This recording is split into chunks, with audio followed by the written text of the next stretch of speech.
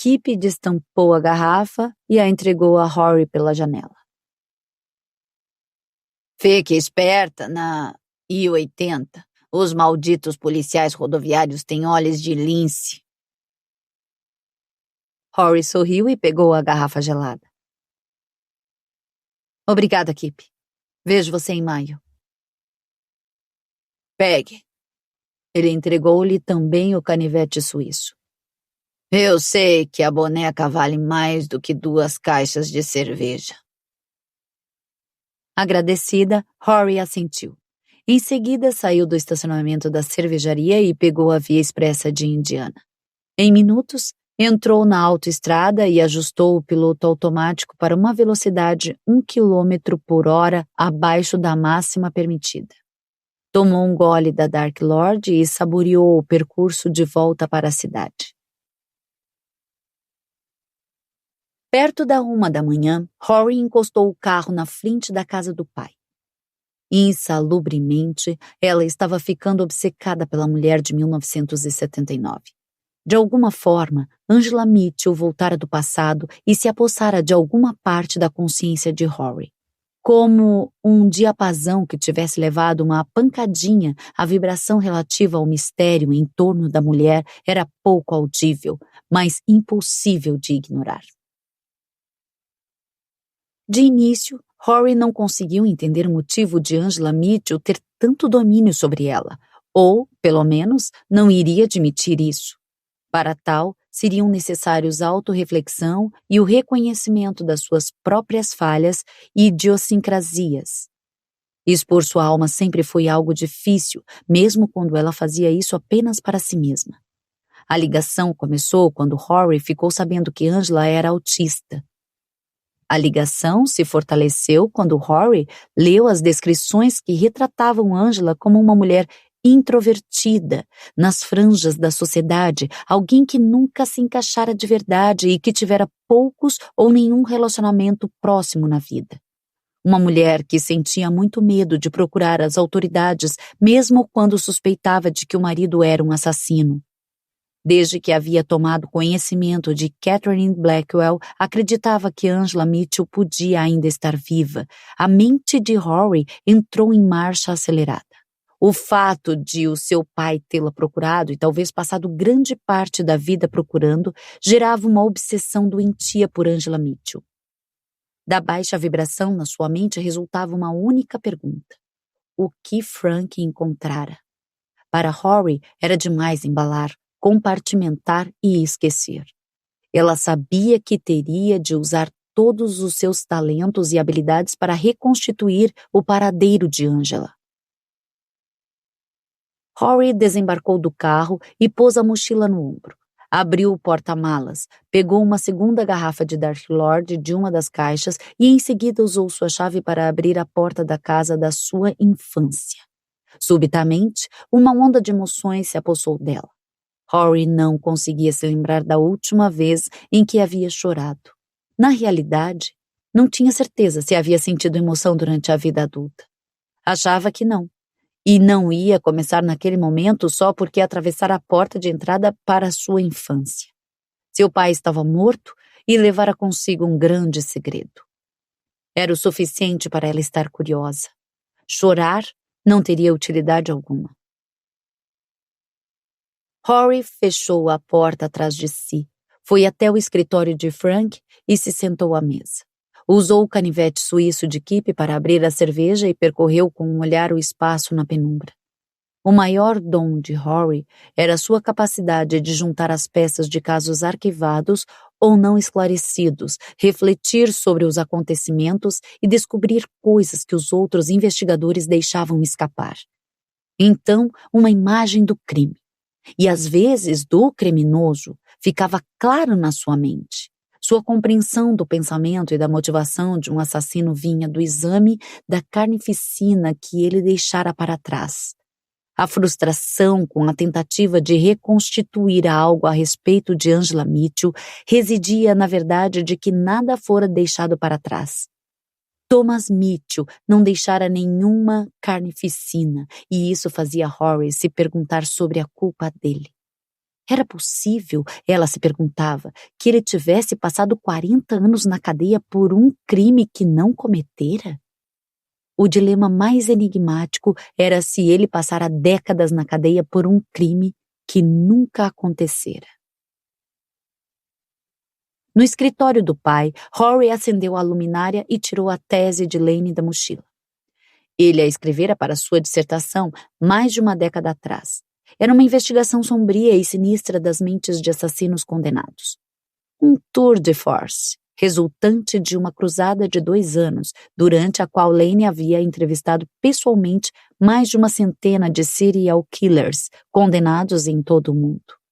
A tese ainda ecoava nos corredores do FBI, apesar de Lane ter se afastado da instituição como analista de perfis criminais havia muito tempo. Também era um principal material de referência de Rory quando ela precisava se lembrar de como pensar como um assassino, uma técnica útil na tentativa de se reconstituir um crime. Rory tomou um gole de Dark Lord e observou a capa da tese. Alguns escolhem a escuridão, de Lane Phillips.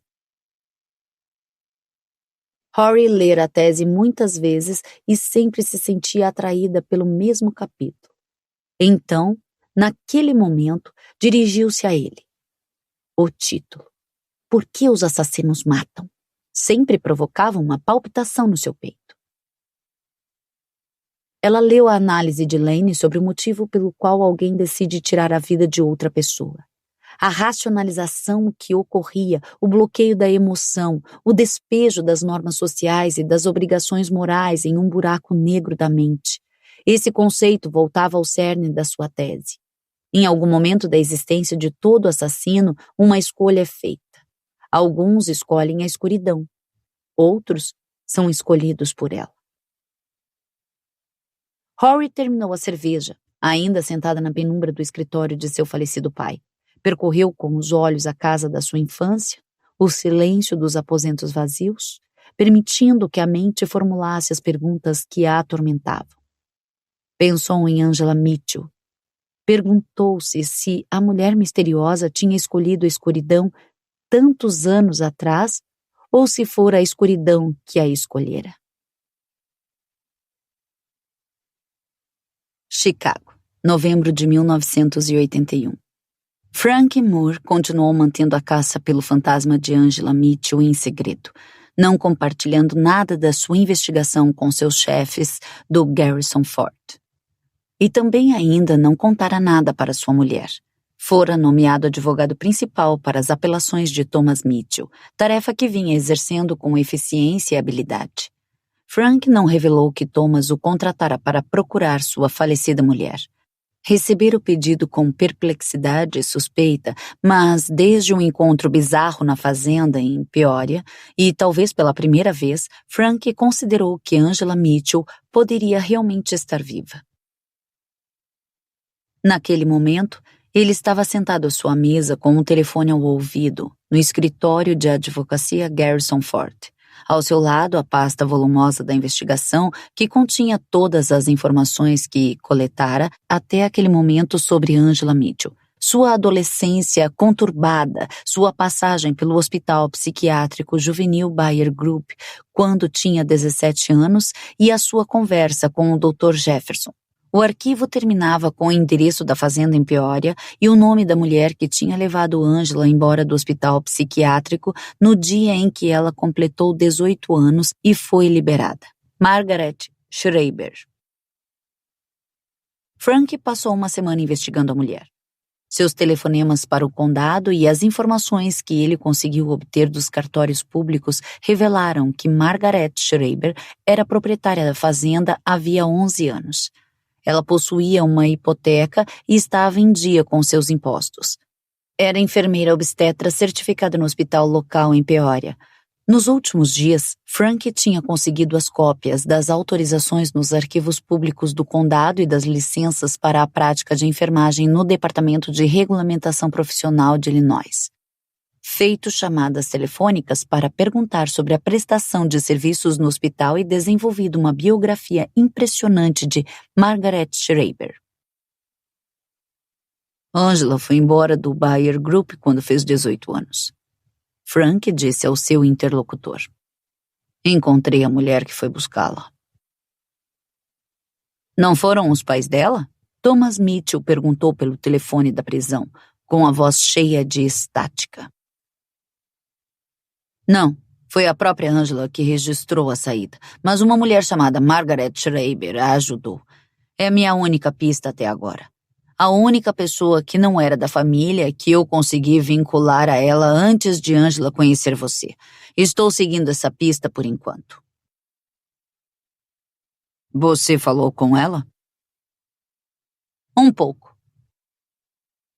Perguntou sobre Angela? Sim, mencionei o nome dela. E? Você acha que ela sabe de alguma coisa? Frank se lembrou do recuo de Margaret Schreiber na porta da frente da sua fazenda. Lembrou-se do medo estampado nos seus olhos. Lembrou-se das cortinas que se abriram um pouco e ela o espiando se afastar. Margaret escondia algo, e Frank tinha uma boa ideia do que seria. Não tenho certeza, ele disse, enfim. Mas quando souber mais alguma coisa, entrarei em contato. Frank desligou o telefone, registrou a ligação de 15 minutos na pasta de Thomas Mitchell e a adicionou nas contas das apelações. Naquele momento, a secretária entrou na sala. Estou indo almoçar. Aqui estão as mensagens da manhã. Ela segurava papeletas amarelas. Sua mulher ligou. Ela vai trabalhar cedo e não o verá esta noite. Howard Garrison deu uma passada e quer que o senhor vá vê-lo. E uma mensagem estranha de alguém que não quis se identificar. Ela disse, espere. Foi algo estranho. Frank sentiu um torpor tomar conta de si, olhando a secretária verificar as papeletas. Aqui está. Ela disse... A secretária de Frank tirou os olhos da mensagem e o encarou com as sobrancelhas erguidas. Desculpe pelos cachorros. E ela gostaria de falar com o senhor o mais rápido possível. Entregou a mensagem a Frank. O senhor sabe do que se trata? É uma longa história. Frank se pôs de pé rapidamente e contornou a mesa. Ligo para minha mulher mais tarde. Diga ao Sr. Garrison que surgiu um contratempo e eu o verei amanhã. A mulher não deixou um número de telefone. A secretária informou enquanto Frank saía às pressas da sala. Tudo bem, não preciso. Frank se foi, perseguindo o fantasma de uma mulher que desaparecera havia 2 anos. Parte 24. Chicago, 30 de outubro de 2019. Com a morte da mãe de Rory, Marla, 6 anos antes, Frank decidiu se mudar para um apartamento, mas não conseguiu. Ele manteve a casa de 3 quartos, onde Rory foi criada, e continuou morando em um lugar bastante espaçoso a fim de manter viva a memória da sua mulher. Na noite anterior, Rory começou a entender que, com a morte do pai, cabia a ela esvaziar o imóvel, como fizera no escritório de advocacia, encaixotar tudo e afixar uma placa no gramado da frente anunciando a venda da casa. Após muitas Dark Lord, Rory se deitou no sofá, sentindo o barato da bebida. Considerou a tarefa triste e nada invejável de esvaziar o lar da sua infância de todas as suas memórias para permitir que outra família desse início ao processo de construir uma nova história sobre aquela que estava ali naquele momento. Ponderara sobre tudo isso usando álcool para entorpecer os sentidos. No final das contas, adormeceu e escapou do mundo.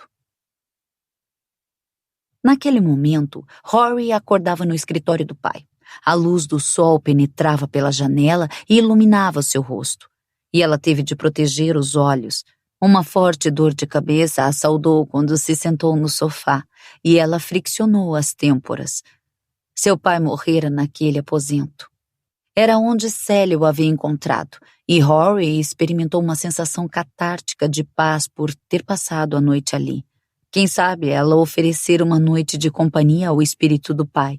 Quem sabe ainda estivesse bêbada de Dark Lord.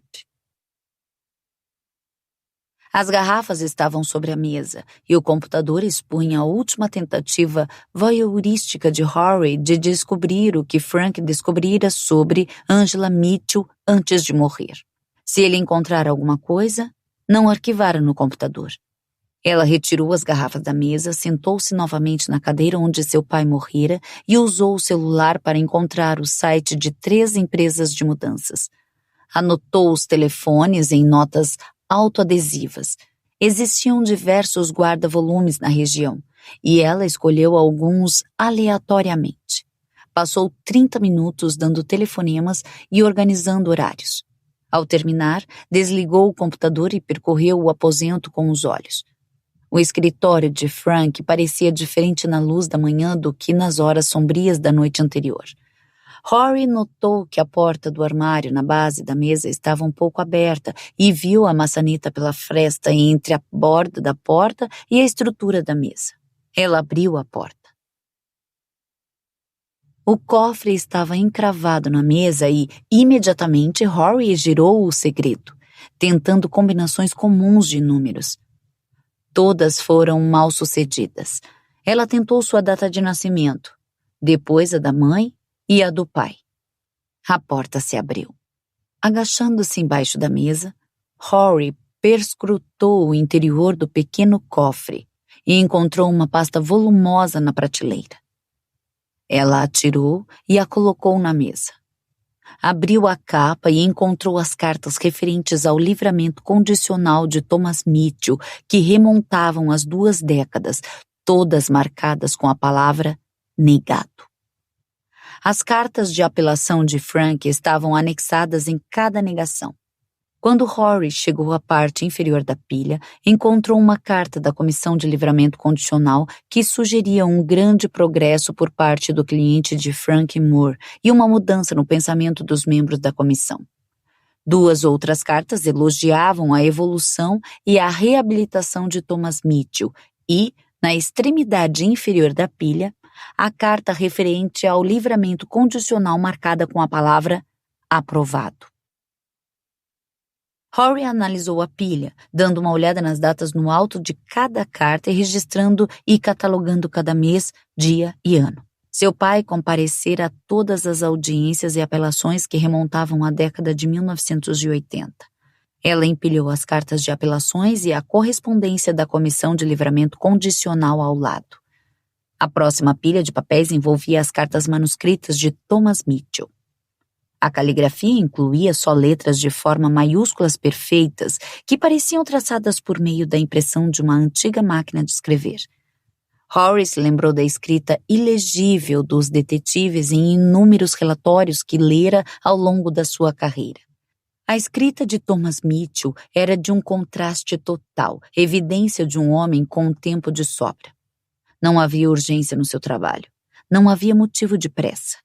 Sua escrita era cuidadosa, com cada letra combinando perfeitamente com a precedente.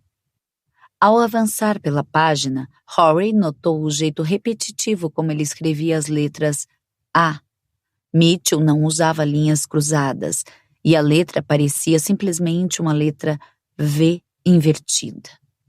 O caractere saltava da página em todas as palavras em que estava presente.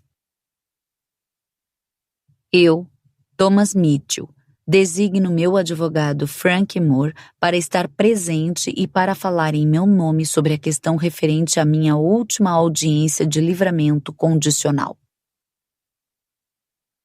O símbolo singular provocou uma sensação de náusea em Rory, como se a linha cruzada ausente representasse a eliminação sinistra de algo mais significativo na alma de Thomas Mitchell. Ela empurrou as cartas para o lado e puxou a última pilha de papéis para sua frente. Tratava-se de um acervo preso com elástico em cujo topo via-se a letra de Frank, Angela Mitchell. Rory prendeu a respiração por um instante. A narrativa nas páginas parecia se referir à investigação de Frank sobre a vida de Angela Mitchell, sua família, seus amigos e conhecidos. Uma longa lista de nomes, com tiques e anotações ao lado de cada um. Lá estava o nome de Catherine Blackwell. Rory moveu o dedo pela página, lendo cada um. Seu amigo disse que eu poderia encontrá-la aqui. A voz a assustou e Rory deixou escapar um grito agudo. Ao erguer o olhar, ela viu Célia parada na entrada do escritório. Rory pôs a mão no peito. Meu Deus, Célia, você me deu um tremendo susto. Desculpe, eu bati na porta, mas você não atendeu e eu vi o seu carro parado lá fora. Rory amontoou os papéis. O que está fazendo aqui, Célia? Você não retornou as minhas ligações, fui até a sua casa esta manhã, seu amigo disse para eu procurá-la aqui. Rory se lembrava vagamente de um telefonema para Lane na véspera enquanto bisbilhotava o computador do pai. Desculpe, estão acontecendo muitas coisas na minha vida neste momento. Rory reconheceu algo na expressão de Célia. É algo importante? Receio que o seu pai tenha me deixado um fardo com o que não sou capaz de lidar. Célia segurava um pequeno objeto. Ele me deu isto há muito tempo, pediu para que eu o guardasse.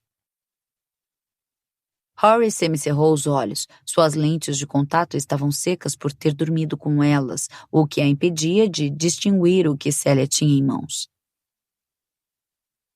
O que é isso? A chave do cofre que o seu pai mantinha no banco.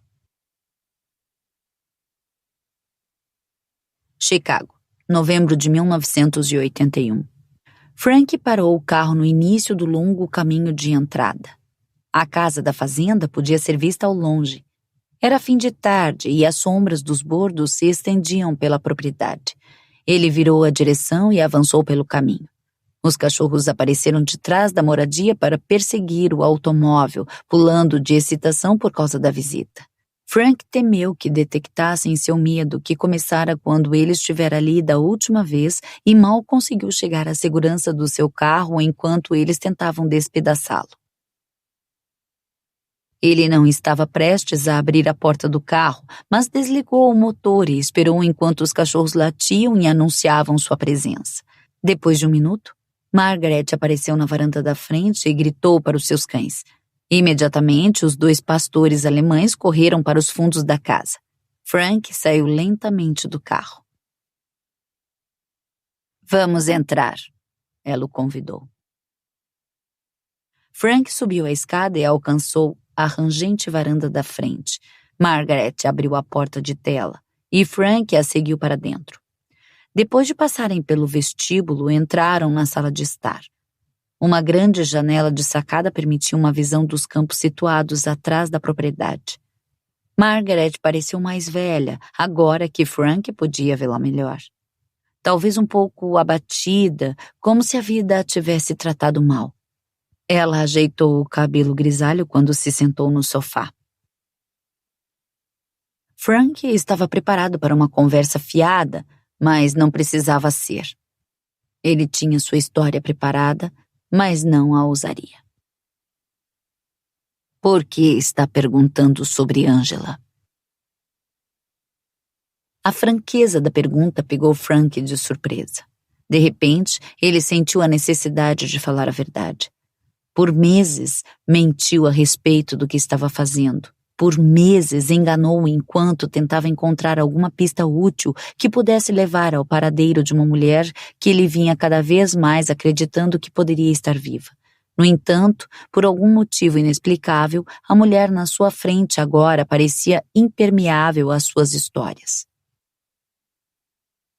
Fui contratado para descobrir se Angela está... Frank se calou, lutando com suas palavras por um momento. Está o quê? Viva. Margaret fez um gesto negativo com a cabeça. Ela me alertou que ele viria procurá-la. Frank sentiu um tremor percorrê-lo e um zumbido profundo na sua alma. Quem alertou a senhora? Margaret o encarou com um olhar vazio implacável. Angela. Frank sentiu-se em queda livre. Expeliu o ar com força e, quando voltou a falar, sua voz saiu baixa e fraca. Ela lhe disse quem viria procurá-la? Margaret respondeu com semelhante entonação. Thomas. Ela disse que ele nunca deixaria de procurá-la. Parte 25. Chicago, 30 de outubro de 2019. Onde você a encontrou? Rory perguntou olhando para a chave na mão de Célia. Rory vasculhara cada centímetro do escritório de advocacia do pai e estava vazio. Eu amava Frank, Célia revelou com a voz embargada. Nós nos amávamos, Rory. Não contamos para você porque Frank achava que ficaria chateada de saber que estávamos juntos. Rory se sentou na cadeira e estendeu a mão para ajeitar os óculos. Então percebeu que estavam sobre a mesa de centro ao lado do sofá onde ela dormira. Seu gorro também estava ali. Ao se levantar da cadeira do pai, deu-se conta de estar descalça. Os coturnos se achavam amontoados ao lado da mesa de centro. Portanto, quando ouviu Célia revelar o relacionamento com seu pai, encontrava-se totalmente despida do seu equipamento de proteção. Foi mais ou menos um ano depois que sua mãe morreu. Frank receou que você achasse que estávamos juntos antes disso, mas nunca estivemos, Rory. Eu jamais faria tal coisa. Seu pai ficou muito triste com a morte de Marla. Meu marido tinha morrido alguns anos antes. Simplesmente nós nos encontramos e nos apaixonamos. Tudo bem. Rory ergueu as mãos. Não quero saber mais nada, Célia. Não neste momento. Sua cabeça doía devido ao excesso de cerveja preta. No entanto, apesar da ressaca, Rory conseguiu juntar as peças. O relacionamento explicava as emoções descontroladas de Célia no enterro e o abraço quase sufocante e as lágrimas quando Rory a encontrou para dar início ao processo de encerramento do escritório de advocacia. Uma imensa tristeza se apossou dela ao considerar os últimos anos de vida do pai. Ele tinha passado por uma depressão profunda e angustiante após a morte de Marla. E durante o último ano, Rory sentiu seu pai excessivamente estressado, talvez por ele ter encontrado a felicidade com outra mulher e não poder compartilhar com a filha essa alegria recém-descoberta. Frank sempre protegeu Rory e fazia de tudo para assegurar que ela nunca se machucasse por algo que ele fizesse. Naquele momento, Rory descobriu uma parte da vida do pai que ela desejou ter aproveitado com ele. O choro que ela se esforçou tanto para evitar na noite anterior tomou conta dela antes que conseguisse impedir que os olhos se enchessem de lágrimas. Sinto muito por lhe dizer tudo dessa maneira, Rory. Venho lutando com isso desde que Frank morreu. Até pensei em nunca contar para você. E talvez tivesse sido a solução mais fácil, exceto por isto. Célia se aproximou e empurrou a chave por sobre a mesa. Frank mantinha um cofre no banco e me disse que se algo acontecesse com ele, eu deveria pegar o conteúdo e guardar para mim. Rory se recompôs. O que tem dentro? Não faço ideia. Acho que dinheiro, mas não me parece certo pegá-lo. Frank prometeu que sempre cuidaria de mim. Sabe, financeiramente. Mas se ele deixou algum dinheiro, pertence a você. Rory pegou a chave e passou os dedos pelas ranhuras. Uma sensação estranha subiu-lhe pelo peito. Alcançou o pescoço e fez os ouvidos zumbirem. Os folículos pilosos na cabeça se arrepiaram. Ela olhou para a pilha de papéis que acabara de descobrir no cofre do escritório do pai e entendeu que não era dinheiro o que ele queria que Célia escondesse.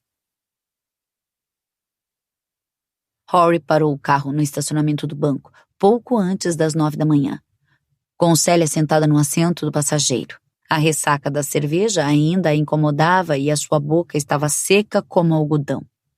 Ela usava sua armadura de proteção, gorro, óculos, casaco cinza e coturnos.